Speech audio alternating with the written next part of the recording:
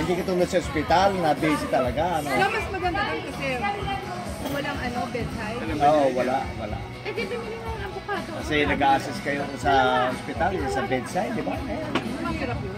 Maraming kasi physically din eh. Yeah. Just buy 2. Yo, parang trabaho natin ni Ate...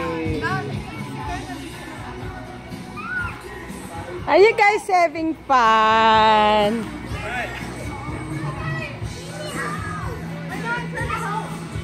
What are you doing, JB? River.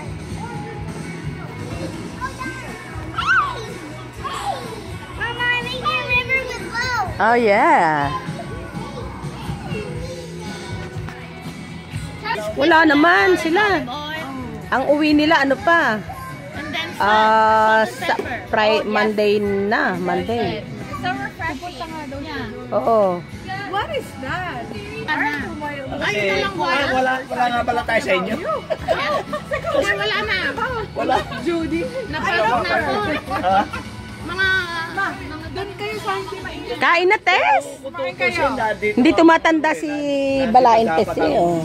Nabubuhay ng ulsto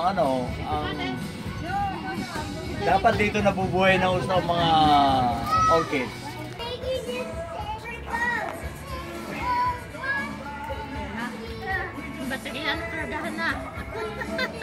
Judy, no more kids? Is that it?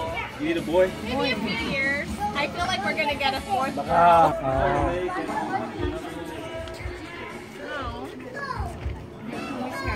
Oh, I know. It's so hot. Hey, Juliana, go swimming. In the water. Be careful. Ayan na nga. Oh.